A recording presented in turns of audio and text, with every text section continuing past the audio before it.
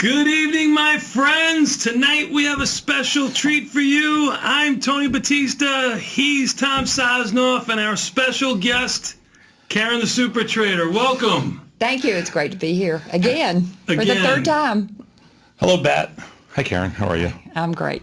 How do you like the fact that your official name has been changed to Karen the Super Trader? There's another person out there that's not me. Really? I just thought, oh no, I can't get my arms around that. Tony and I were talking before the show started tonight, and we tried to figure out who named you Karen the Super Trader, and I think it was Tony V, our producer. But I'm like, that was the greatest name choice. You never would have picked it. Thank you so much. Nor would I. Thank you so much for coming back. Pleasure. Thank you for and it's asking been a me. year and 3 months since our last talk. I think it was like at the end of 2012 or something. And what a year it's been. And it was a challenging year. How was 2013? Not results wise yet, but just like, were you challenged by the fact that volatility was so cheap all year? It was murder. It was very challenging. It challenged us from all perspectives of how we traded in 2011, how we traded in 2012, and then 2013 was just a curveball. Were you challenged in 2013 because the market went up pretty much the whole year? And the VIX stayed down. And the VIX stayed down. We want volatility, and we didn't get any in 2013. So it was a real challenge. Hey, what's your volatility wheelhouse? Like when you look at the VIX and you say, hey, if I could set this thing at a certain number, like my perfect number would be? Perfect number, I would pick 20. 20. 18 to 20. When it popped to 19, I was in heaven. I love it. Last year, Tony and I, we traded every day, just like you traded every single day last year. So I think I think we feel pretty good, Bat, about having this conversation. Absolutely. When you're talking about volatility popping up to 20, you're talking about 4 or 5 days ago, right? Yeah. Oh, and I can't wait till it comes back. If we could have a whole year, 15 to 20, it would be terrific. So let's talk first before we get started. And I promised everybody listening tonight, thanks to the entire Tasty Nation for coming out tonight. I promised everybody that last 2 interviews we did, they were designed to be really inspirational. Tonight, I wanted to be inspirational, but also get into some specifics, some of the mechanics, some of the processes you use. But I think we first need to at least have a little discussion about 2013, because we haven't talked to you since 2012. Now, I didn't ask you, and you didn't. We didn't really get into specifics until today. Right. Let's talk about 2013. Your primary product in 2013 was what? SPX. And I would say that you, based on what you said to me, either SPX or the equivalent SPX, futures options, that was almost 100%. Yes, is SPX. Almost 100% of what you traded. Okay, because that's really easy to relate the VIX to what Karen traded. Sure. No earnings plays, no special situations. No. Just the SPX and the S&P 500. Okay.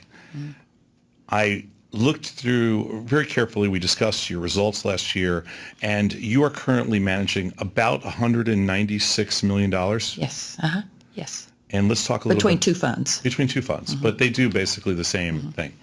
$196 million, and one fund returned net after expenses 27.5%, and the other fund returned net after expenses 24%. Yes. For 2013. You should be ashamed of yourself. I'm already ashamed of myself. That's why I'm here tonight, to show pity for myself. But it was a tough 27.5%. Our benchmark is the S&P, and I so How do you wanted have to a beat benchmark the of the S&P. S&P? Like, why is the benchmark your S&P if you're actually trading? You know what I'm saying? I obviously you need a benchmark for discussion purposes. But if the S&P is down 30% one year, that You don't want to be down 25% and do better than the S&P. No. But just in 2013, So you're saying if the I got S&P so close. So you're saying if the S&P has a positive return, you want to have a positive return that's much better than that. Yes. What we do, we should at least be able to beat the S&P. That I'm always going to have that attitude, but never lose money. And that's my attitude. Can we lose? Of course we can, but Sure.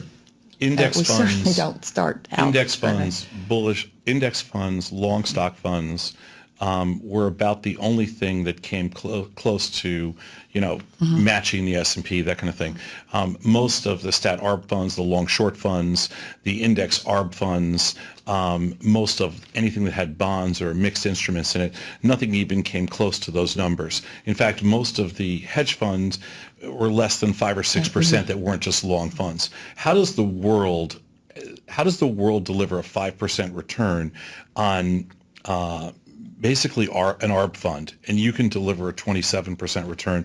And this is a real number. $200 million is a real number. It's a real number. It's So- really true. Oh, don't worry. We will. And the crazy part about it too was you didn't have a losing month in 2013.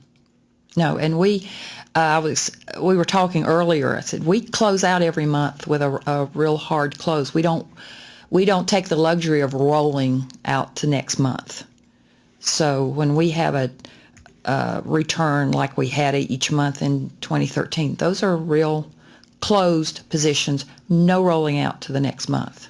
So, Just to put some of these numbers in perspective, okay, at 24, the average return between the two funds, one was 27.5% and one was 24%. This is after all fees, okay, after all fees. How'd you do in January this year? we were up 2.2% for the month, and the S&P was down 3.6%. There you go. We had a good January, yes. So you have a streak going from the beginning of last year, 13 straight months.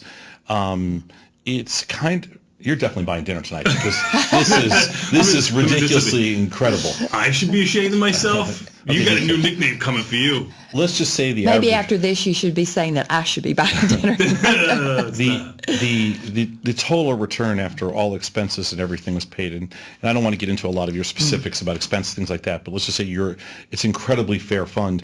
You still netted out over $50 million. Yes. Yeah, that's coming from a professional background because you trade products that we traded. It blows my mind. And you know my background. consistency. I mean, I just started by going to a class and thinking, that sounds really interesting. Maybe I can do that. No, I'm looking at you over there, Saznoff. You're never too old for some school. Karen, what about how many people work for you? We have 7 in total, and that includes me. 7 in total, and 6 of those 7 are traders? One is a controller. Okay. But the rest are traders. Yes, the rest are And traders. obviously, you've got a lot of stuff going on. So there's a lot of other people participate in the process of executing trades. Mm-hmm. How do you ramp those other traders up? How do you get them up to speed? It's the power of being in that room. We've got great people in that room, and the success goes to all of them. We are in a big, not quite a circle, but we turn our chairs around and we all talk as a group, and we plan and strategize as a group, and there's a lot of power in that. And if anyone that's out there trading by themselves, outside of watching you guys every day, find a partner, find somebody you can trade with. There's a lot of power in that. So we get a lot of ideas going back and forth all day. It's very energizing. I love it. You told me earlier you made almost 50, as a group, all the funds, almost 50,000 trades last year. I'm not even going to get into how much that was in fees. But your average size trade is 500 contracts. About 500 contracts would About be 500 the contracts. average size In the trade. SPX. And we know, Tony, that's the equivalent of a 5,000 lot in the spiders. That's correct. Yes. Just In SPY. That's the main reason I don't trade spiders, is because of the cost of trading that many, putting on that many contracts in the spiders. SPX. Have you looked at liquidity anywhere else outside of the SPX? No, we have never had a problem with liquidity in SPX, and we also trade the options on the futures, the ES minis. We look at the Russell, the RUT, and the NDX, and we can always go to that if we're looking for some other position to put on. But our basic index is the SPX. There's also a tax advantage to that too. We get a 1256 contract tax advantage, so our investors get a tax advantage on top of all that. There's, I I mentioned this to Tony earlier. and With Tom's performance this year, he doesn't have to worry about taxes so far. No, it's not going to be an issue. Those right loss carry forwards, man. I got enough of those. He's got those buttoned up. We're fine. Well, that's good. That's good tax planning. You know. No, it's not. No. There is, in the retail side of the business, I just want to be very clear because people get all, they think, oh, you bring in a pro, and you are a total pro, but you use the same technology that everybody else, not everybody else, but that any other do-it-yourself investor can use. I started with covered calls. That's what I was taught. My background is in accounting. I'm a CPA. I've been in management and corporations. Fundamental analysis was my bread and butter, and I learned how to do covered calls, and I do the fundamental analysis, pick stocks, and sell covered calls on them. That was how I started. But the technology you use today is the same technology that Tony and I use. Mm-hmm. Yes. Yeah. Does it feel strange? I mentioned this too, I think earlier. I think you're probably the largest do-it-yourself investor in the world. It's hard to fathom, doesn't it? I mean, as far as activity goes, which is really interesting to a lot of professionals and stuff that are listening to the show because to maintain, we all know how hard. I don't care how good. I've been doing this for 33 years, Tony, almost 30 years. We've never had a 12-month run. No. Not like that. And not those kind of numbers that they did. It's crazy. I want to get into a lot of kind of specifics with you. But first, before we start, so many people have emailed me over the course of the last year, and they constantly ask me one question. How do you deal with, how do you personally just deal with in your brain, how do you deal with the risk that you take? How do you, best put, how do you sleep at night? When I got involved in this, it's partly because of my background as an accountant, and I referenced, I think, on one of the shows. Those accountants. Total risk takers. That's, yeah. Absolutely. We're on the edge. Calculated We're risk on the takers. edge. I can control the emotion of fear and greed. You take the fear out of it, you take the greed out of it is important too. And it's just statistics. My brain goes toward the statistics, goes toward the math. So I referenced that it was like playing a big game. And it is to me, but it's very structured. It's not, I'm not rolling the dice. I'm playing in positions where I've said many times, if I could walk up to a blackjack table and know I was going to win 95% of the time, I'd be sitting at that table all night long. And what we do is very similar to that. If we're in a 2 standard deviation, we're at a 5% probability of in the money, 95% odds that our play is going to be successful. Those are great odds. So I have no problem sleeping at night. We're making intelligent decisions and managing those decisions very well. Did you introduce into your, one of the cool things about options is that they're like a gray area, strategic instrument. Did you introduce new products into your strategic mix this year, or did you introduce new strategies that you hadn't done before? We probably migrated over to the SPX and the ESs and just stayed in those so we could focus. 2013 again was a great challenge. We had a super year. It still was a challenge. 2011 with a high VIX, it was very easy to trade in 2011. So we concentrated in the SPX and the ESs. We focused on that, and we had to pull the edges in a little stronger. In 2011 and 2012, we were more out at the 2 standard deviations. 2013, it was probably closer to 1.5 standard deviations. It's easier on the put side to stay in that range, and on the call side, we really had to pull it in. We went to a shorter time frame on the call side. We look out about 2 weeks. The puts, we were still looking at monthlies, and we we had to pull those edges in, trade with more closer to the money than I'd like to, but the market demanded it. Okay, so let's talk about this. Let's get into, let's make this the official start here and get into some real specifics, because people are like, they're man, I'm telling you, Karen, they're fascinated by you. So Appreciate that. Let's get into some specifics. You just mentioned things like 1 standard deviation and 2 standard deviation. Let's talk about just kind of a very broad picture. And what we did is we actually are going to look at this on 2 different platforms. So we've kind of set it up so we can see. But first, we'll explain it.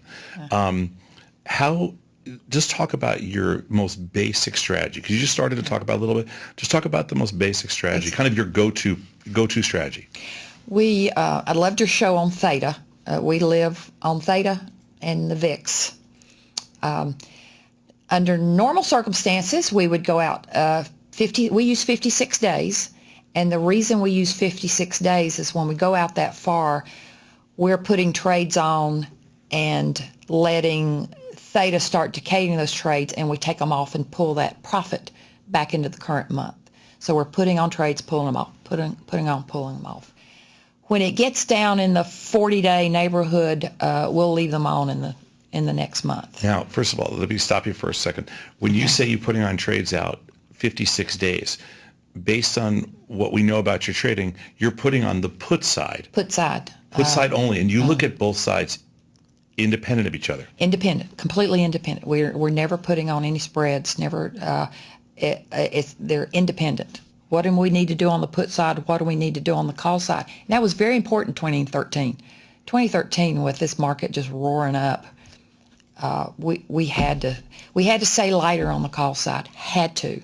But we were maxing out what we could play on the put side. Okay, so far my understanding is that you'd go out 56 days on the put side, and you would put on trades that were the equivalent of a 2 standard deviation move. About 5% on the 5% probability of in the money. On the put side. On the put side.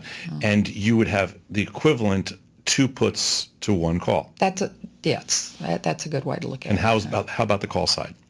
The call side, we would go, we're looking more about a 2-week period out and using 10% probability in the money.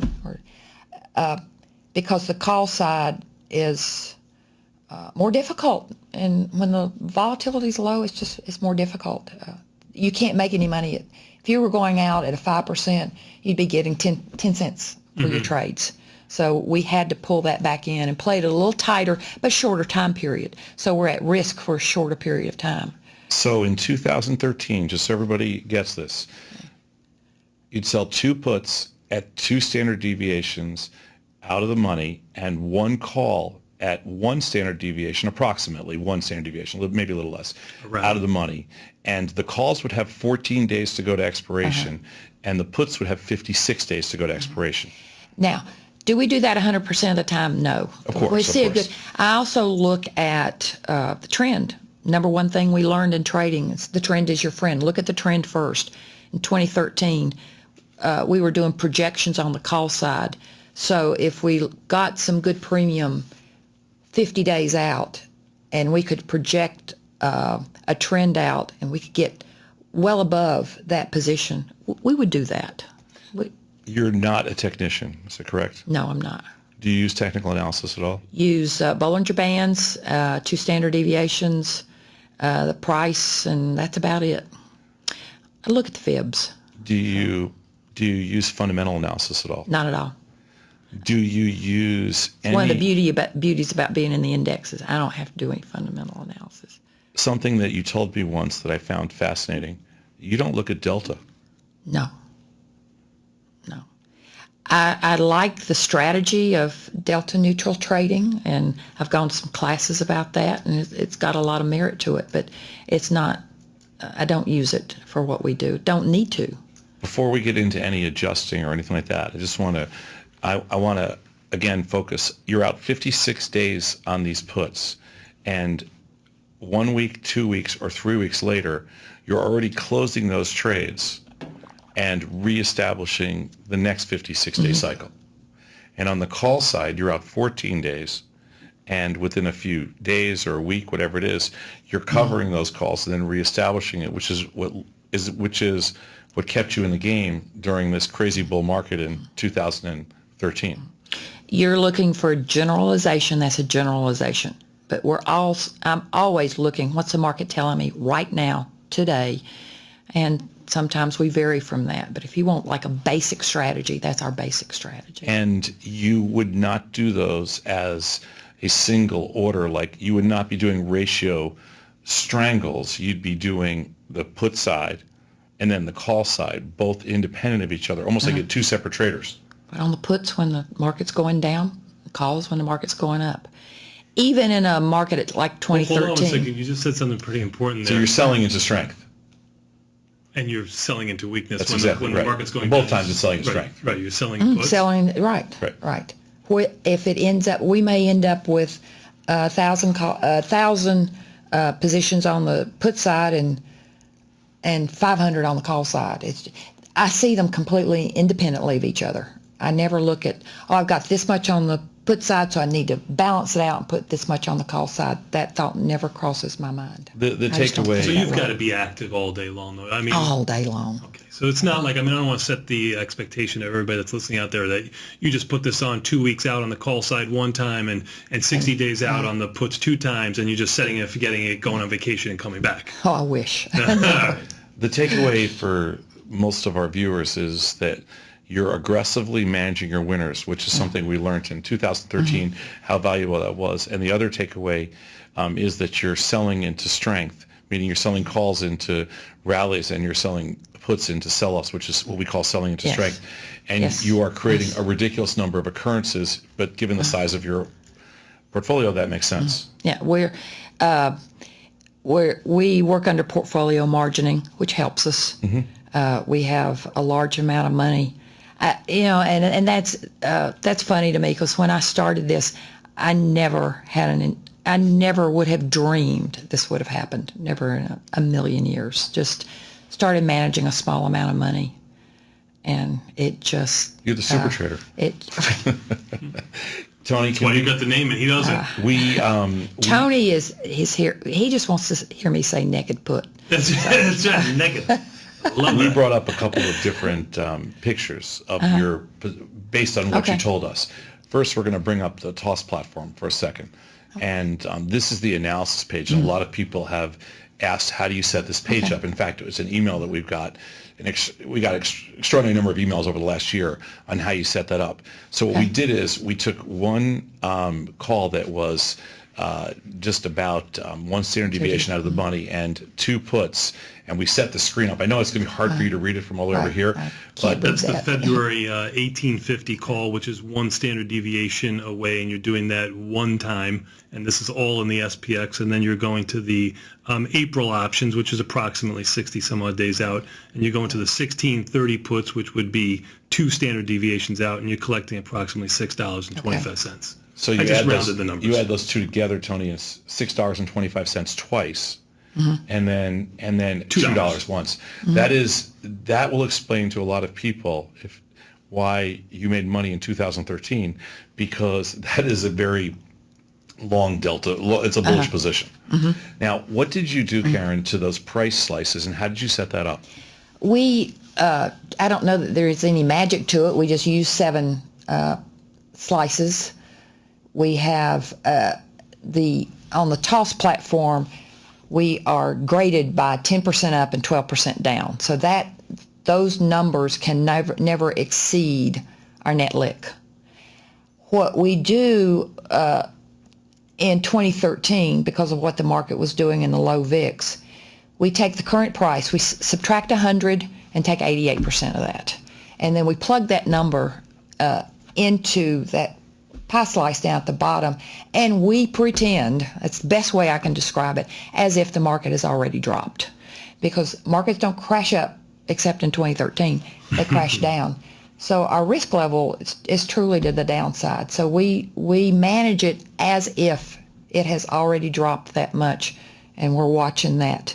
So you're that basi- lower number against our net lick. So you're basically, where I put the circle there, that 15, 12 and change, you're basically saying that, hey, what if the market goes to that point, that P&L, that $24 million, if you're using the type of numbers that you're throwing around, that's what you're looking at as your risk. Right. The real number is the 12 million. Correct. At the 12% down. At what Toss would We look at. manage it off of the 24 million. That number. That's your cushion. That's your, my cushion. Your That's my safety net. cushion. Your risk management is there. The risk management is right. there.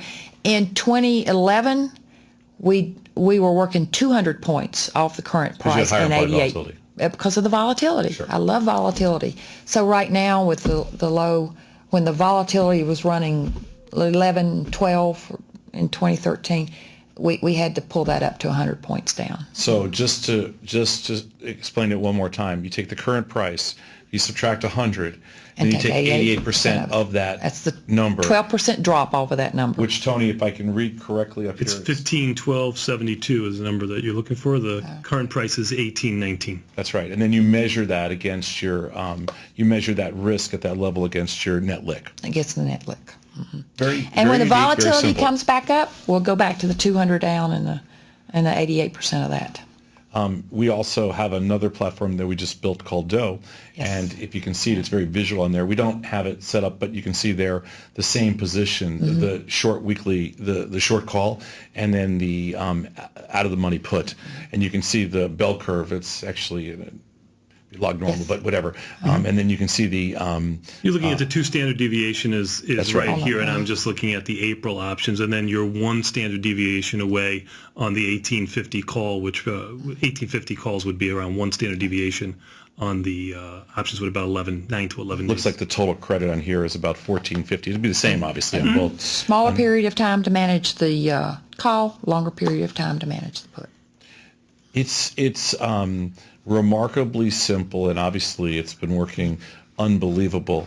Do you ever like get nervous about? We trade very similar, except that I like everything you do, except I can't do it without being net short deltas. And I figured out the whole reason why you make so much money is you didn't carry all those net short deltas in 2013. That's true.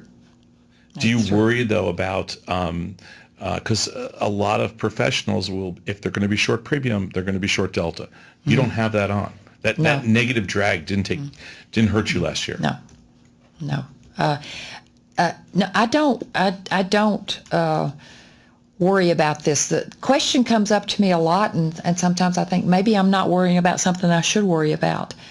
But this is the tried and true for me. I've been doing this since 2008. I truly live under the if it ain't broke, don't fix it. And we managed this well in 2013, obviously because of our returns. I'm always interested in tweaking it, learning something new.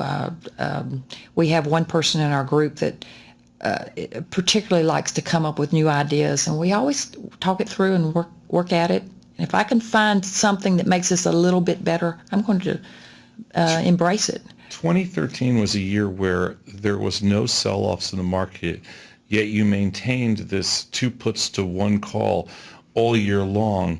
And you even maintained it, I assume, into January of this year and didn't get hurt on that little sell-off.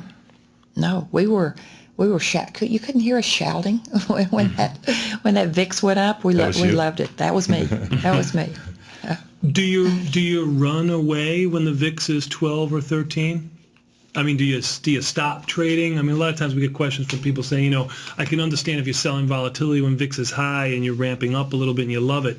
Do you stop when it's 12 or 13 or 11? No, we were very busy in 2013. And with the point about the theta, when we go out like that, we're looking for opportunities where it moves. We can get a 20, 30, 40. We love it when it's 50%. We close those positions down. So we're not just going out at the 5% level, the 2 standard deviation, and just sitting there and doing nothing. We're actively pulling that profit back, taking that off the table, taking that risk off the table. So there's just a constant flow going on with the positions. And at some point in time, we just say, okay, everything we've got on, like in March, we're just going to leave in there, and we will go into March with a healthy profit already built up in March, and we'll stop that pullback. We'll go into April and start putting positions on in April and pulling those back and taking the profits off of them. It's very few traders, very few managers think that way because it seems like an extra step. Who cares? We're making money. I don't. You're right. You're right. I just, at what the next big subject is. Okay, so you have this position on, your short 2 puts, your short 1 call, you have your perfect position on, and now all of a sudden, obviously we can see how well it works to the upside, because there's almost, the markets don't crash up. They can go up, but they don't crash up. In 2013, I think it crashed up. Okay, but it worked because you had basically the volatility contracted. Yeah, volatility contracts. That really works for you. Your short-term options, I don't mean to interrupt you, Thomas, your short-term options that have, let's say, a week to go and the market's been rallying up for the last 5 or 7 days, and you can certainly see the market going up 5 or 7 days in a row, you then take those options off and move them to the following week and leave your puts in March? We move them if we have to. I always want as many positions to close out in the current week as I can. We make more money by not over trading. When we're in the current period, I want to see those things expire. I want them to go away. And then that frees up, on our Analyze tab, frees up plenty of room for us to go out the next 14 days and be putting positions on, and we just make more money doing it that way. So the market starts to reverse a little bit and it starts to go down, and all of a sudden your 5 delta puts, both of them, 2 of them, go to 10 deltas. Do you make an adjustment? No. Your 5 delta puts go to 15 deltas. Do you make an adjustment? No. Keep going. Your 5 delta puts go to 20 deltas. Do you make an adjustment? No. So where do you make an adjustment? I'm 30. At 30. So your 5 delta... I'm not going to ask anymore, how does Daddy do it? I'm going to ask, how does Karen do it? Your 5 delta puts have now gone from... Your 5 delta puts have now gone to 30 deltas. Now they've got they've got teeth. So what's the next? What's the Karen move? When that happens, and that's just... I could say that's an arbitrary number, but I do not want a position going in the money. When you get a position in the money, then you've got a lot of other trouble. You've got headaches. Yeah. That's what keeps me up at night, is something going in the money. So in a normal course of the day, if it gets up to 30 delta, there are a couple of questions. These are not hard and fast rules. If it's Friday and they're going to expire in 2 hours, I leave them alone. No, forget about that. But let's talk about 30 delta with a month and a half left to go. I move the position. It wouldn't be a month and a half. It'd be in the current month. Okay, in the current month. I'm going to move the position. We keep enough capital available. That's why we don't on the Analyze tab. What does that mean, move the position? We're going to, if it's a put, we take the put off. Then we will either place another put further away from the money, get back down to maybe a 20 probability delta. Yeah. And maybe we lose $1 or $2 on that trade, putting it in a safer position. We will because usually you go make out that another month or so?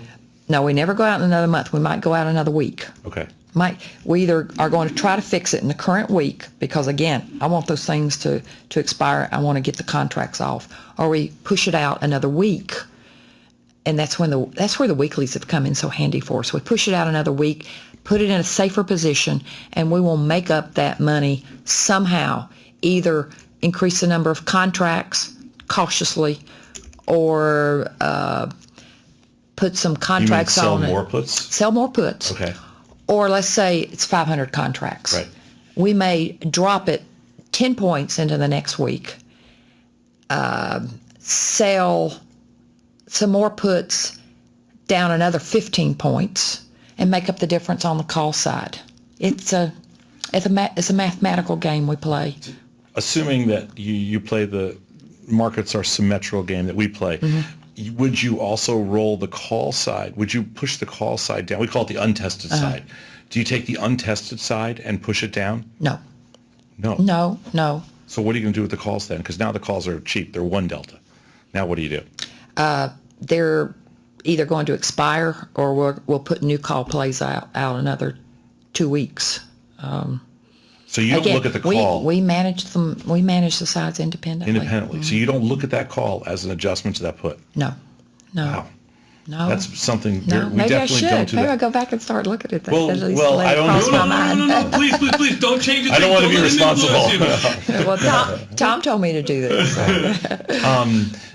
Okay, so it's all very fascinating because we would definitely, you will never run into a situation which we get into, which is actually having our position sometimes inverted. Like we'll be That's a no-no. why is it a no-no? Oh, we talk about one of our traders is always saying we want to be this, we don't want to be this. So We don't want to be that, but we get that way. It's not intentional. No, we just don't let that happen to get inverted. Because, oh my goodness, just think of what would happen if. How do you stay disciplined enough not to want higher implied volatility? Like, in other words, when there are different situations, special situations with lots of liquidity, Apple may be an example, Google may be an example, other stocks with lots of liquidity that afford you extremely high IV percentile, IV rank, just high implied volatility as a way to escape from the S&P 500 low volatility at some points, just because it's exciting. How do you stay away from that? I often say in the hare and tortoise race, I'm the tortoise. We're the tortoise. It's I don't want to be guessing. I don't want to pick Apple and watch it. I owned Apple the day Steve Jobs announced he had cancer. I learned a lot about trading that day, and I've gradually wanted to move away from that. I don't want to be out trying to pick the next big winner or hit Google just at the time that it peaks out and turns over. It's just, to me, that's risky. You mentioned in your last interview with us that trading was a game. Mm-hmm. And you and I know you've kind of gamified it in your own way, but what are the components? Because this is a great question. What are the components of that game? Like who are you playing against? Oh, myself. It's two components. It's money management and risk management. And I think part of our success is just simplifying it. Not getting rid of a lot of the graphs. Oh my gosh, when I first started, I'd have a screen with 12 graphs up, and I was following this and that, and momentum, and it was just, I made it as complex as I could make it. The simpler we made it, the more profitable we became. We've listened to you talk about managing trades. We've listened to you talk about kind of now number of occurrences. Mm-hmm. And we've listened to you talk about implied volatility. These are things that are kind of the core, the foundation of what we talk about every day. And we've also listened to you talk about some of the things that aren't important to you. Are there other considerations like what the market's doing? Like, do you sit here tonight and go, like I sit here tonight and go to Tony, I can't believe the market's at 1819, the S&Ps. And you guys took me down back. And you took me down. Like, I do you ever blame anybody else? I don't. It's a 6-member team. Do you ever blame them? Do you ever blame me or Tony? Well, we do have one person on the team that's responsible for either making the market go up or making the market go away. I said, now, I'm leaving for lunch. You are responsible. I wish the market would come down, but I have to play what's in front of me. I just have to play what's in front of me. And it's such a contrarian. I feel almost un-American when I say, gee, I hope the market drops today. Because I know everybody else wants it to go up, but I don't. I want the volatility to go up. It's more fun to have volatility. We can work our strategy so much better. It doesn't matter what direction the market's going. Doesn't matter. As long as the volatility is up. That's what I'm saying, if it's going up, volatility is going to be down. And do you find yourself, do you tell your team that there's a direct correlation between the number of trades you make, your level of activity, and your fund's results? We don't talk about that per se, but the level of activity ties into our Analyze tab. We just literally make our decisions based on that Analyze tab. So as we're pulling positions off, it's easing up on the Analyze tab. We're putting more positions on. And yes, that level of activity makes a difference in our results. Do you recognize the level of your success? Because this is something that you're from a school, a background that's very similar to most of the do-it-yourself investors. Mm-hmm. Yet you've achieved a level of, if we're going to measure by just dollars made, numbers that 99% of most professionals never get to at any level. Does that? What does that do? I don't think about it. And in my mind, we won't go into the depth of this, but it's not the what I do, it's the why I do it. And that's my motivation. What a privilege it is to be a part of this, to just have this as a part of my life. I'm grateful every morning when I wake up that I get to do this. You love coming to work every day. I love it. What's the first thing you do in the morning? First thing I do in the morning? Yeah. I check what you've said on your email, and I look at CNBC and see where the market is, and see what the overnight market, what the Europe and Asia markets did. Does your firm, do you research, do you do a lot of, is your stuff real, is your business real time, or is there a lot of research that goes into kind of studying the way you generate your results? In other words, do you commit a lot of resources and capital to researching kind of your program, or are you doing it all kind of real time on the fly? We did at first. I spent hours and hours and evenings and Saturdays and Sundays, and where we've brought it to now, we're doing it on the fly. It's the energy in that room. We have exceptional traders. They know what to do. We disagree with each other from time to time, and to me that's when it's at the best, because you get new ideas. It can get a little stale every once in a while, and I love it when somebody just one of the guys will challenge us, and we have to think about some things a different way. And we test. We may pick up something that you say, we may get some idea, and we'll test it with just a small number of contracts, and that's been fun. We've done some risk reversal positions, and one we run one really big on, and one we made a little on. But but again, that's just a little tiny tweaking. Do you ever tweak with direction? Take a little risk directionally? Rarely. Rarely. Wow. I just don't want to go down that road, because my crystal ball cracked and it's in the shop and they haven't fixed it yet, and I don't want to be doing that. Now in 2013, just the methodology that we're using, the 2-to-1 ratio and all that came from the direction.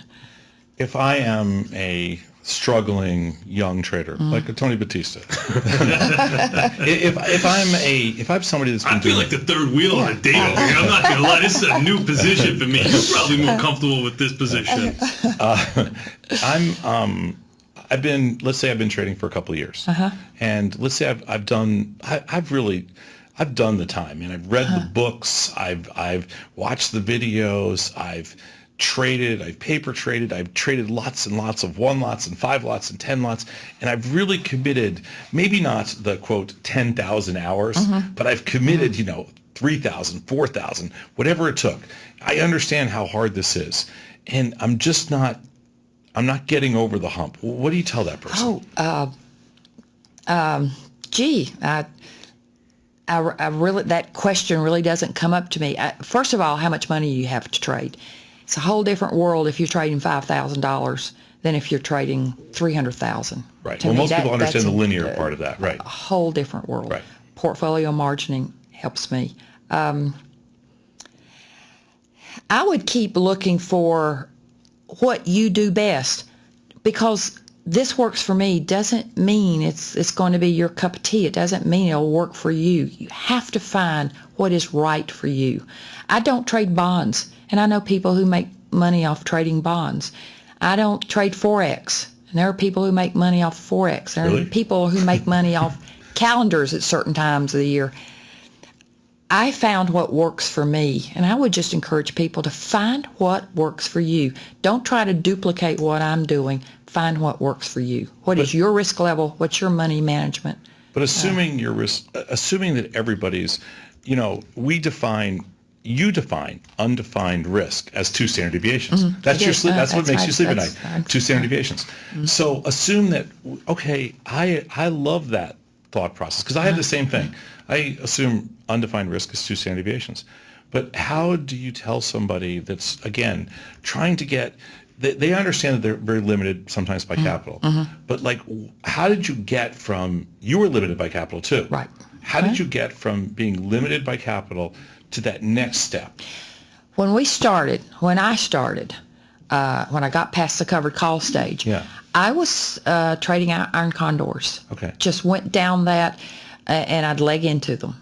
And I was using a 15 delta. So when the market would go down, I'd put on the put side, and the market go up, I'd put on the call side. I was looking at the profit I was making. And back then, I was still selecting stocks. As I kept studying that, I thought, I can take off the long side. And again, stepping back and looking at the big picture, there are times that I would just roll the long side of that forward and let the short side expire. I stopped seeing things as all tied together. Each play, if you put on a strangle, a straddle, an iron condor, you can look at each piece of that as an individual piece. And I started looking at, I could make the same money off of that buy-sell trade, go to the 5% out of the money on the put side, and make that same spread that I was making. So that's when we went naked. I love it. I get all that, but you would never do anything in the markets where you didn't have what you thought was a probability type of edge. Like, you're not going to do something. You're not going to go out and buy a 20 delta call, are you? No. Right. No. Never. No, never. No, right. Never. What I like about the selling premium, if you are buying calls, buying puts, you can only win if the market goes one way. And it has to go that direction significantly to overcome the theta decay. I can sell premium and make money if the market goes up, goes down, goes sideways. Why wouldn't I choose to trade that way?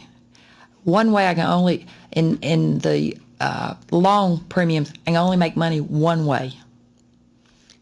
The selling premium, I can make money 3 ways. It made sense to me. Why wouldn't I just go to selling premium and forget about buying calls, buying puts? One of the questions that comes to Tony and myself all the time about you, and I agree with that, by the way, because that's the same exact way we trade. It's exactly the same way we trade. But one of the questions that comes to us all the time is, it has to do with how you manage risk. Now, we talked a little bit about, okay, what happens when the 5 delta option goes to 10 deltas. But now the next question that comes to us all the time is, what happens when your position starts to just lose money? So one day your net lick is $100, and the next day your net lick is $80. So the options didn't explode, but you just lost, $20. What do you do? And it's very frequent that in those unrealized positions we're losing money. That if the market's moving in any direction, but the positions themselves, in my mind, are perfectly safe. So we're managing off the analyzed tab. Worst case, I'd buy some low-valued puts. I would buy some calls, just offset that push that we're getting from the market move. We don't have to do that very often. I was going to say, if the position's losing money, I don't care as long as the position itself is still safe. So you really don't over-manage your positions at all? Try not to. Only when they need our attention. You stick to the discipline. If you don't get through that level, you're not going to make an adjustment. No. And you're never going to move down the other side to adjust that position either. No, because what if the market turned on me and now I've taken a perfectly safe position and put more risk to it? I would rather a position expire and free up that space so I can go out and sell some more. Do you ever look at it as a percentage of gain on just take the $100 that Tom just threw out there? Do you say, like, if I get to a 50% gain or a 25% gain or a 90% gain? We do when it's in the next month. So you're talking about your two puts in March. Got it. So the front month you're pretty much actively trading, and that back month you look at it as that's my annuity that's going to be coming in the next 60 some months. Yeah, that's a good word. Yeah. Yes. See why I'm here. Yeah. That's. Do you think? Okay, so since we've traded for so long and we understand kind of some of the, we understand how hard it is to make a lot of money. Mm-hmm. To make a little bit of money, when you stay small, I think it's reasonable to assume you can pull it off. To make a lot of money, man, it's hard.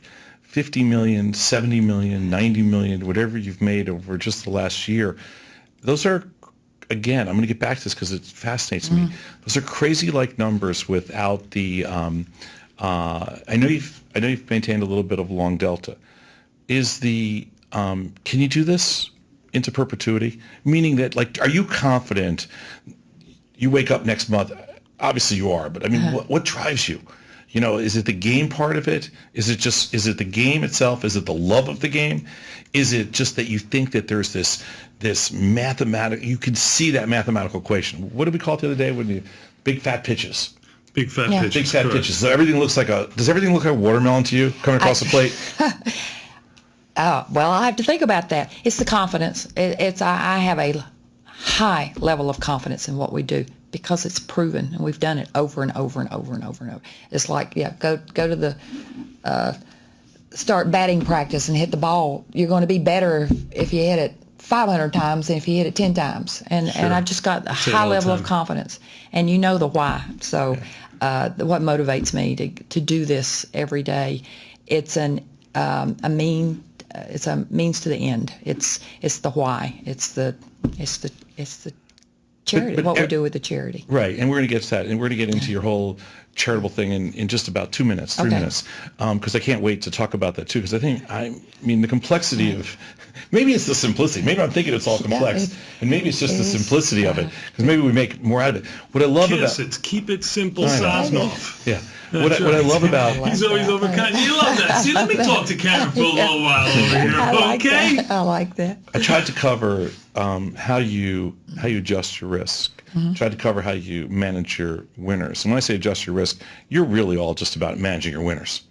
That's pretty much your whole business. And put on lots of staying trades. out of trouble. Yeah. By managing your winners. You put on trades with 56 days to go, and you're taking them off by the time they have 40 days to go. And then you're just constantly you're in that part of the decay curve that is steepest. Yeah, I love that. I love that curve. Yeah. How the hell did you figure this out? Nobody else did. I don't know. I just studied it and studied it and studied it, and it just made logical sense to me. I'm an accountant. For goodness gracious. It made sense to me. The numbers made sense to me. So let's take it a step further. You keep talking about this mission.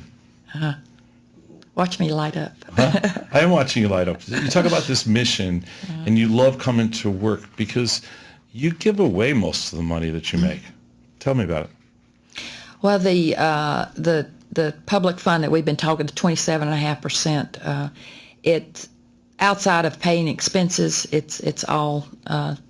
I've gifted my ownership of that company to our foundation, which right now we're working in Africa.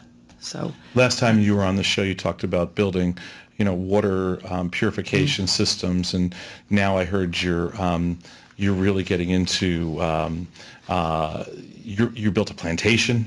Pineapple plantation. A pineapple plantation. Yes. What do you know about pineapples? I know nothing. Isn't that fun? Huh? That's the exciting part. I know nothing about pineapples. So I'm over in Africa in November on the ground digging with my hands, planting pineapple suckers. I was thrilled.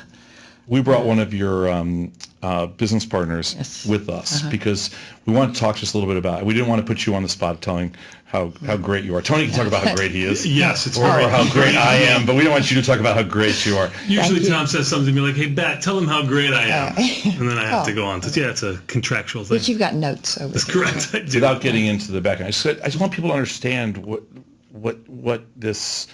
you do. It's just it's off the charts. I think we called this kind of impact investing. Jay, are you there? Here. Sure Yep. is. Hey Jay, how are you? Doing great. Oh, good. We can see on the screen right here. So you're a business partner of Karen's, and you're managing director, and you work with her, and you've been to Africa with her. What's going on? What are you guys doing? It's incredible. It's we all talk about Karen as a super trader, and I've been taking copious notes over the last hours listening to you guys. But she really is. She's a super person, and I think that's something that frankly your listeners should learn more about. Karen is, I would characterize her as really an ambassador for conscious capitalism. She's gone out and taken the best practices of trading and capitalism. And sure, she does a super job with returning, getting a good return for her investors. But a portion of that she's allocating to essentially spreading the best practices of capitalism around the world. So she realizes that it's better to go out and give a portion of the population a hand up instead of a hand out, and it truly is. It's remarkable how it's working, and it's remarkable to see that her commitment is paying off around the world. You mentioned earlier you called it performance with a purpose. Right. I love that term. Oh, it's great. In conscious capitalism. Tony, conscious capitalism, by the way, is not you driving a gypsy cab in Brooklyn, by the way. I was just going to cut up. Are you kidding me? You probably didn't know that, Jay. But you went over to Africa. You guys built it with the proceeds from the funds, which is just, I mean, this is where you differ from most traders, okay? The proceeds from the funds go into a Lamborghini. The proceeds from the funds went to a pineapple foundation, a pineapple plantation and everything else.